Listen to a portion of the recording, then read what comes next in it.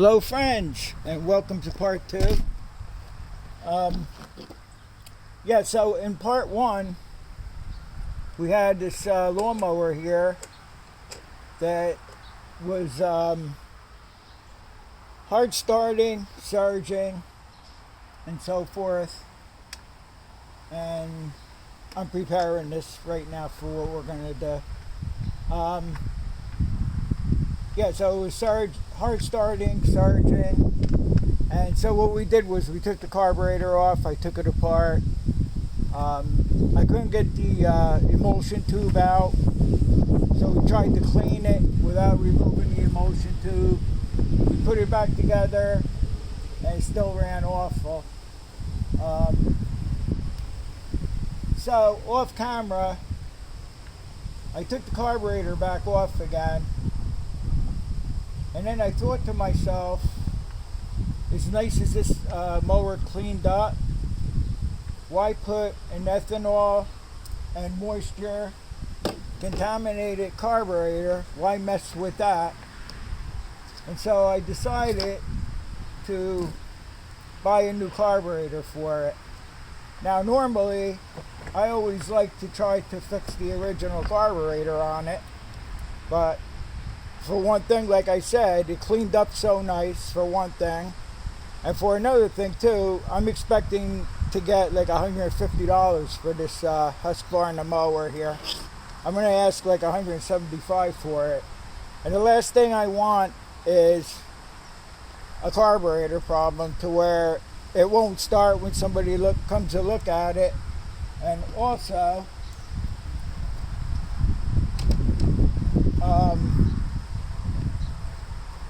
I don't have any faith in the old carburetor. I just don't anymore. So I removed the carburetor. I googled the carburetor, the new carburetor for it. I tried to get a HIPAA one, but this is a, what the heck is this? Where's the number on this thing? I think it's a GBC 160. And what I noticed was the listing for the HIPAA carburetors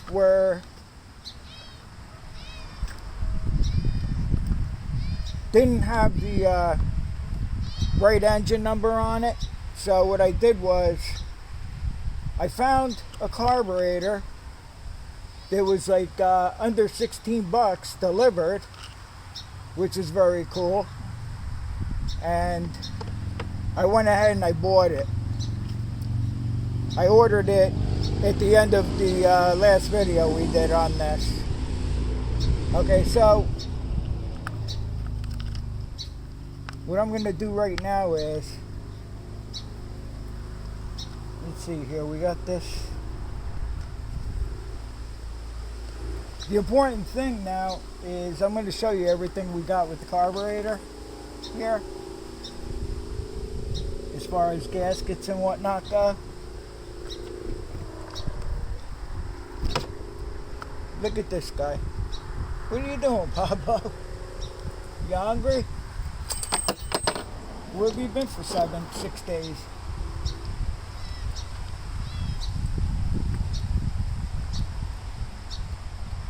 Let me just get this situated here for a second.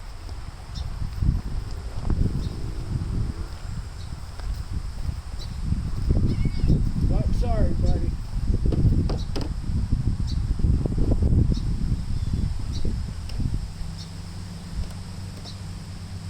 Alright, I'm going to turn the camera off here and get situated for a second. Well, we ran into a problem already. Okay, so this is where the choke pulls off here. And this has, like, I don't know, it's not a stem, but on the carburetor we got here, it has a stem on top. And also, the spring action is reverse.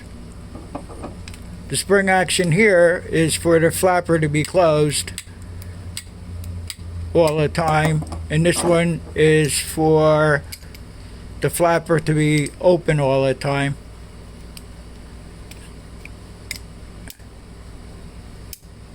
So I don't know. I may try to change out the top here. I don't know what kind of luck I'm gonna have with that. I don't know if I'll be able to work with that spring, because I think today's July 30th, and August 1st I go for my cataract operation in my right eye, cataract surgery. So I don't know if I'm gonna be able. If worst comes to worst, I'm just gonna ruin a new carburetor. But I don't know what to do. I looked at the illustration, but probably not good enough. I don't know when I bought the new one. So let me see what happens. I know I have to take the flapper out. That just pulls right out. And then I could just remove the whole top piece here. And I tried to switch them. I don't know what else to do. The carburetor, other than that, will work. But I guess I'll be back to you. I thought Honda cars were enough of a problem trying to get the right parts for them, but it turns out the Honda small engines are the same thing here. So I don't know what went wrong, but let me see if I could do something to fix this. Alright, so I'll be back to you in a couple seconds. Okay, so it actually worked. I was able to that's the choke thermostat. You see the silver part. I only got one hand to hold this with, and as the engine warms up, the choke thermostat will take that lever and push it towards us, which in turn will open up the choke. So I had a little problem with it, but no problem. I had a problem just seeing and getting the spring back in there, because you got the spring action here to where the choke is closed. So I had a little problem with the spring. So, okay, so the next thing I'm going to do is I'm going to show you how the gasket orientation is on it, in case anybody needs to know that. And I'll probably just put the carburetor, the whole thing back together off camera, and we'll see if the thing runs. And I'm a little concerned about the throttle here, because it's a little different on the other one. I don't know if we're going to be getting too much throttle with it, but we could always make an adjustment on that. But it does have the big hole there for the Z-bend, for the rod for the governor, and then it has a little hole here for the spring that has to go on there. And I think it should be alright. Well, the only way we could tell is if we could try it. So it must have been my bad. I must have looked up the wrong carburetor illustration, or I don't know what the story was, but I feel that I think we can make this work. So I'll meet you outside. These are all the drops I got to take for before I go to the get my cataract done. I gotta take the drops with me everywhere I go. Alright, so I'll see you in a bit outside. Okay, so it came with all new gaskets. Okay, now this is the engine gasket here. Doesn't have a manifold, it just goes right into the block here. And that gasket's in pretty good shape. So you have that gasket goes on first. And then you're going to have your choke thermostat goes on second. And then behind the choke thermostat, you're going to have another gasket. Then you'll have the carburetor. Then you'll have another gasket. Now, if you notice, this gasket here has a hole in it. You want to just make sure you line up the hole with the hole in the carburetor before you put it on. The very first thing you want to do before you do anything at all is take the carburetor and hook up the governor rod and the spring first. It's the first thing you want to do before you do anything. And okay, so after this gasket here goes on the air filter backing, and you may have to fight with that. You're gonna have to fight with this whole setup a little bit here, but just remember one thing: take pictures of everything, you know, before you disassemble and assemble. So it's gasket, choke thermostat, gasket, carburetor, then you have another gasket, and then you have the air filter base. I'm sorry about the background noise. This guy decided to come here Sunday morning to mess around with his truck here. And that's about it. So what I'm going to do off camera is I'm going to put this thing together and see if it runs, how it runs, or what. But I think that choke thermostat should work fine as far as taking the choke off after we did that switcheroo. Alright, so I'll see you in a couple minutes. I'll get it ready to start up and we'll give it a test. Okay, so this is all that came with the carburetor. Came with a brand new air filter. Came with all the gaskets that you would need here. It came with a fuel line. Came with a spark plug we're not using. Definitely not.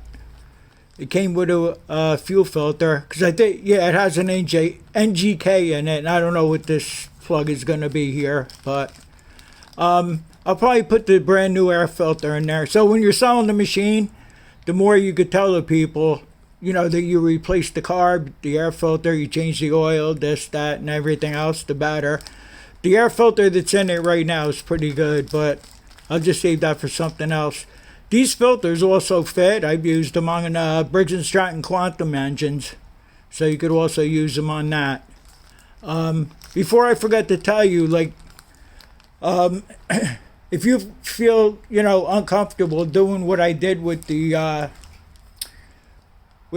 choke linkage on there, and I switched it over, just return the carburetor and get the right one again, because, you know, if you're uncomfortable doing it, and it is a pain to do a little bit, but it was no big deal really, but it was because I couldn't see too good doing it.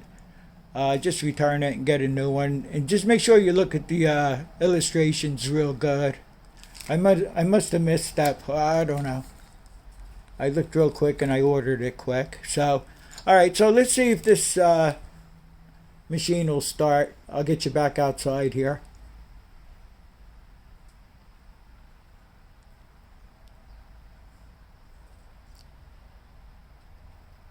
Okay, so I turned the gas on. Let's see what happens with this. I don't know if it's going to end up racing, or I don't know what the story's going to be here.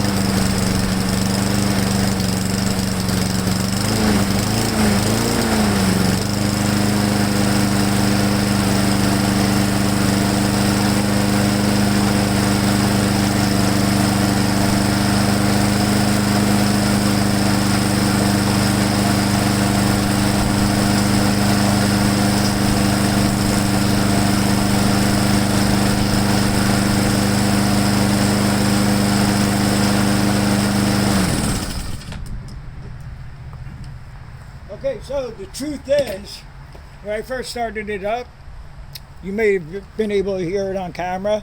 I had a little sputter in it. I just let it run. I hit the throttle a little bit. I overrode the governor a little bit. And they seem to run smooth. Seems to be okay. Maybe it took a little while for the choke to come off. That could have been it too. But the choke did come off. Otherwise it would have been choking out. So let me give it one more quick start up and see what it does.